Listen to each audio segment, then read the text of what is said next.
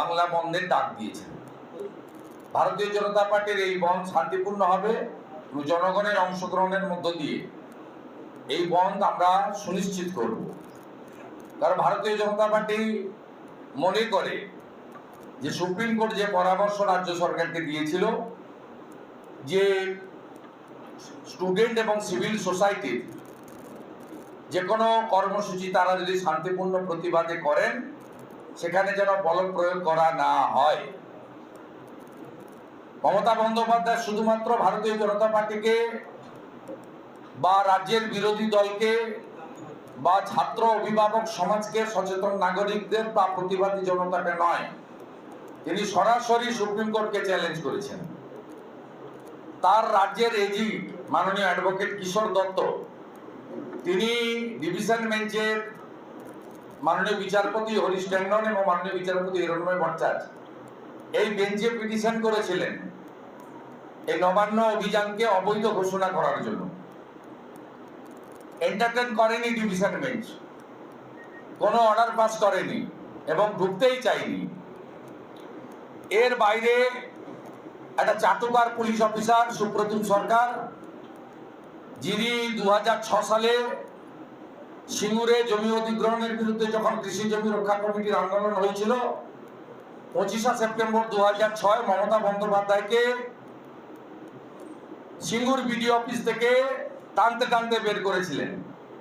তিনি এখন ওনার খুব পছন্দের পুলিশ অফিসার হয়ে গেছেন, কারণ তিনি শাহজাহানকে বাঁচানোর ঠিকা নিয়েছিলেন সন্দেশখালীতে।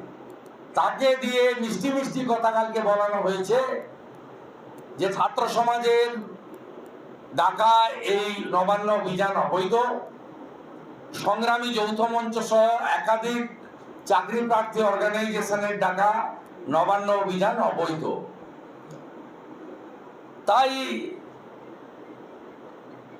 আজকে যে ঘটনা ঘটেছে এটা সুসংগঠিত।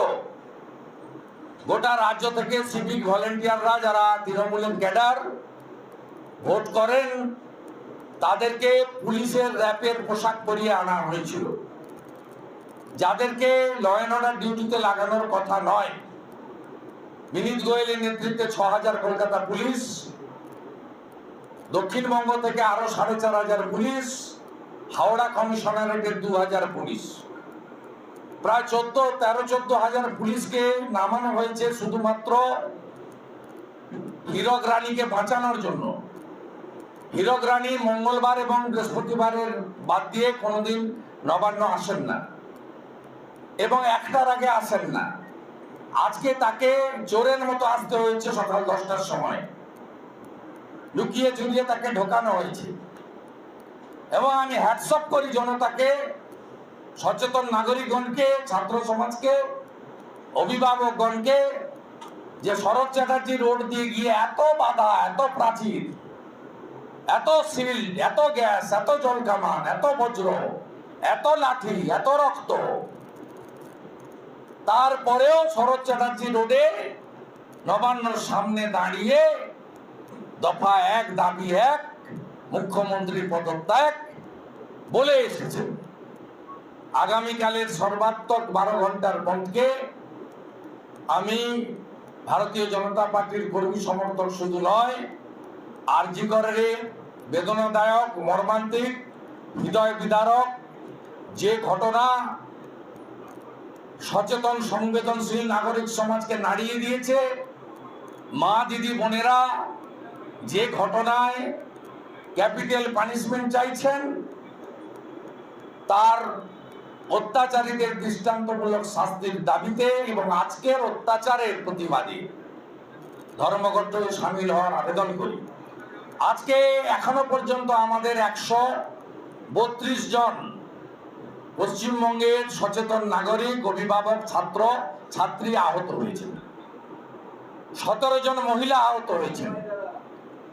আমরা 11টি প্রাইভেট হসপিটালে ভর্তি করেছি 35 জনকে, 82 জনকে মেডিকেল ট্রিটমেন্ট করে বাড়ি পাঠানোর ব্যবস্থা হয়েছে। আরো 15-20 জনের মেডিকেল ট্রিটমেন্ট এই মুহূর্তে হাওড়াতে এবং কলকাতার বিভিন্ন জায়গায় করা হচ্ছে। ভারতীয় জনতা পার্টির পক্ষ থেকে হেল্পলাইন নাম্বার চালু করা হয়েছে। আজকের কর্মসূচিতে যারা আহত হয়েছেন, যাদের রক্তপাত হয়েছে, তাদের সম্পূর্ণভাবে সুচিকিৎসার দায়িত্ব ভারতীয় জনতা পার্টি প্রদেশ নিয়েছে। এর বাইরে গোটা রাজ্য জুড়ে কালকে মধ্যরাত্রি থেকে গ্রেপ্তার শুরু হয়। কেশপুরে 11 জন গ্রেপ্তার হয়েছে, ডেবরাতে একজন গ্রেপ্তার হয়েছে, বনগাঁতে গ্রেপ্তার হয়েছে এবং 4 জন ছাত্রকে, যারা এই আন্দোলনে অন্যতম সমন্বয়ক ছিলেন, তাদেরকে রাত্রি 12:30টার সময় হাওড়া কমিশনারেটের পুলিশ, যখন তারা স্টেশনে চলে আসা পুরুলিয়া এবং বীরভূমের লোকদেরকে টিফিন প্যাকেট দিচ্ছিলেন, সেই সময় গ্রেপ্তার করেন। আমি সকাল 7:30টার সময় এক্স হ্যান্ডেলে পোস্ট করি, যখন তার বাবারা, মারা, দাদারা কান্নাকাটি করতে আরম্ভ করেন আমাদের কাছে। এরপরে বেলা 10:30টার সময় পুলিশের পক্ষ থেকে বলা হয় যে একজন রাজনৈতিক নেতা সোশ্যাল মিডিয়ায় ভুল প্রচার করছেন, ওনারা আমাদের কাছে আছেন, আমরা তাদের গ্রেপ্তার করেছি এবং বাড়িতে নাকি খবর দিয়েছে। আমার টুইটের কাউন্টার টুইট করার পরে 10:30টার পরে যখন পরিবারের লোকেরা কলকাতা হাইকোর্টে লিভ নিচ্ছে, তখন তাদেরকে ফোন করে জানানো হয়েছে যে আপনার বাড়ির লোক অ্যারেস্ট আছে। একটু আগেও বাড়ির লোকদেরকে ফোন করে বলা হয়েছে যে আপনারা আসুন থানাতে, কারণ মহামান্য বিচারপতি কলকাতা হাইকোর্ট তিনি লিভ গ্র্যান্ট দিয়েছেন।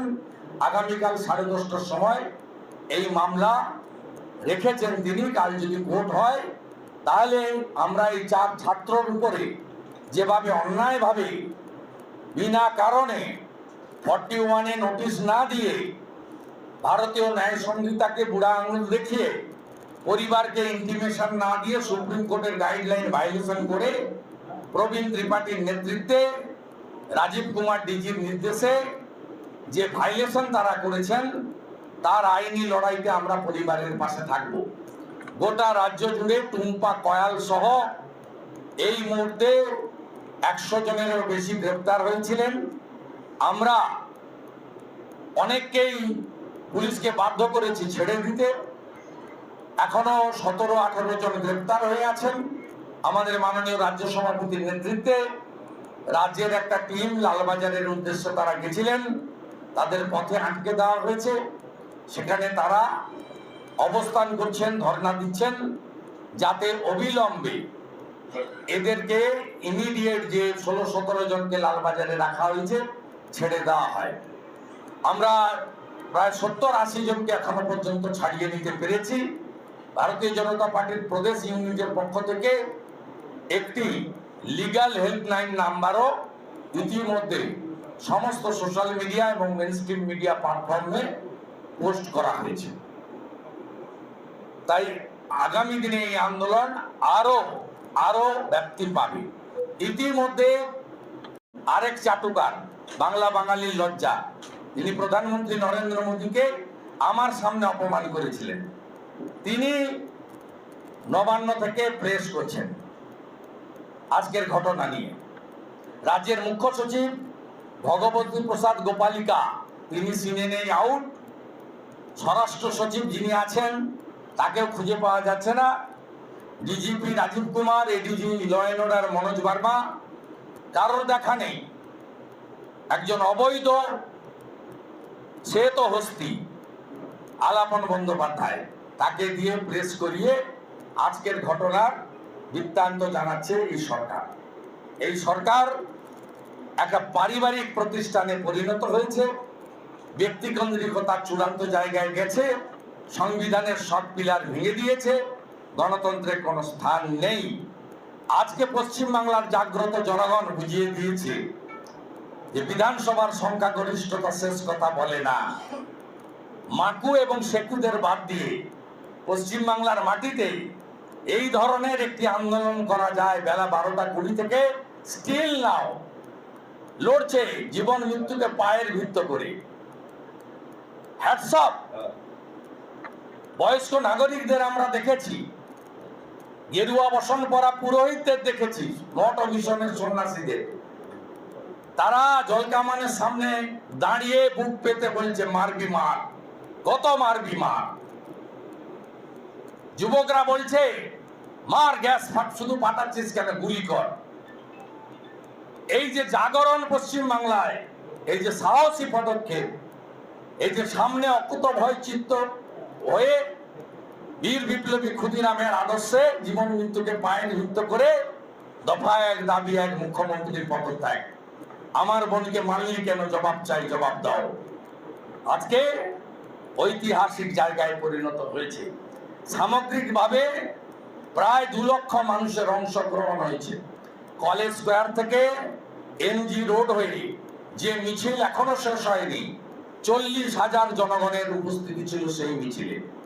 সাঁতরাগাছিতে দফায় দফায় এখনো মানুষ এসে ট্রেন থেকে নেমেছেন জাতীয় পতাকা নিয়ে, হাতে মোমবাতি নিয়ে।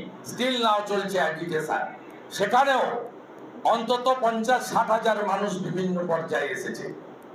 সংগ্রামী যৌথ মঞ্চ এবং বিভিন্ন চাকরি প্রার্থী অর্গানাইজেশন যা আর্যিকরের ন্যায় বিচারের জন্য আন্দোলন করেছিলেন মাননীয় ভাস্কর ঘোষের নেতৃত্বে, সেই মিছিলে হাওড়া স্টেশন থেকে ফরসর রোড হয়ে যে মিছিল 2টো ব্যারিকেডকে গুঁড়িয়ে দিয়েছে, তার নেতৃত্বে ভাস্কর ঘোষ সহ যারা ছিলেন, সেখানেও 30,000-এর বেশি মানুষ অংশগ্রহণ করেছে। শুধু তাই নয়, আজকে কলকাতার গার্ডেন রিচ, একবালপুর থেকে শুরু করে হেস্টিংসের আশেপাশে, এমজি রোডের আশেপাশে এবং হাওড়াতে চ্যাটার্জি হাট থেকে শুরু করে বেলেপোল থেকে শুরু করে বাড়িতে কেউ ছিল না।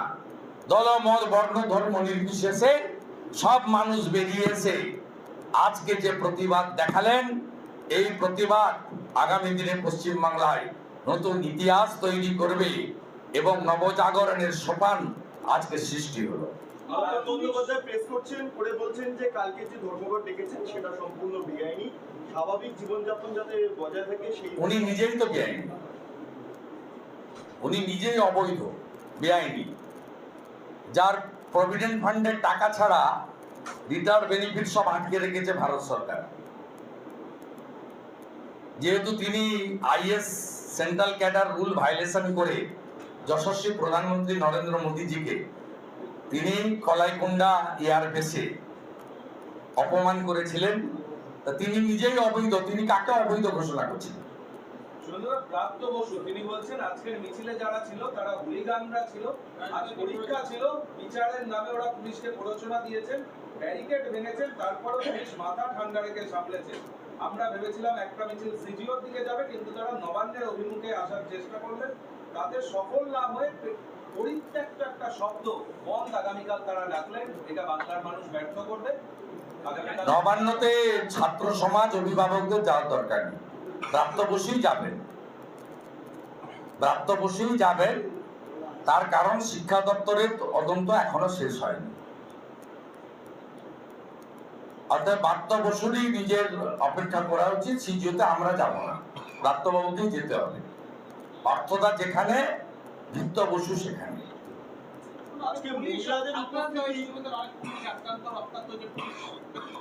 এগিয়ে দিয়েছে মমতা ব্যানার্জি নিচের তলার পুলিশকে। আজকে তো মমতা ব্যানার্জিকে মানে তার গতিটা আপাতত টিকিয়ে দিল পুলিশ। ভারতীয় জনতা পার্টি বা আজকে যারা শুভবুদ্ধি সম্পন্ন মানুষরা আন্দোলনে ছিলেন, তারা চাইলে আমরা আপনার মমতা ব্যানার্জির বাড়ি অব্দি তো ঢুকে যেতে পারত। যে নিচের তলার পুলিশ কর্মীরাও আহত হয়েছে, তাদের প্রতি আমাদের পূর্ণ সহানুভূতি, সমবেতিতা আছে। কারণ গ্যাস শেষ, জলকামানের জল শেষ, লাঠি চার্জ করতে করতে হাঁপিয়ে গেছি। আপনারা নিজেরাই দেখেছেন, টিয়ার গ্যাস, বজ্র থেকে ধোঁয়া এবং জল দেওয়ার পরেও কোনোভাবে আন্দোলনকে থামাতে পারেনি। এখনো স্টিল নাও বাবুঘাট এবং আপনার সাঁতরাগাছিতে এখনো আন্দোলনকারীরা আন্দোলন করে যাচ্ছেন। কারণ এই আন্দোলনে সেকু মাকু বাদ দিয়ে অন্য বিরোধী রাজনৈতিক দল যারা নো সেটিং করে, তারাও যেমন ছিল, সাধারণ অনেক মানুষ ছিলেন যারা রাজনীতির সঙ্গে সম্পর্ক নয়, তারা কিন্তু মমতা ব্যানার্জির পদত্যাগটাই হাতে নাতে নিয়ে আজকে ফিরতে চান। আমি তাদের অনুরোধ করব, বাড়ি ফিরে যান, শান্তিপূর্ণ গণতান্ত্রিকভাবে আন্দোলন করে আমরা মমতা ব্যানার্জিকে পদত্যাগ করতে বাধ্য করব। এটা কিছুই হয়নি, কিচ্ছু হয়নি, একদম ট্রেলার, সিনেমা এখন বাকি আছে। বলছি আজকে মহিলাদের উপস্থিতি কিন্তু খুব দেখার মতো ছিল, মানে নজর কাড়া।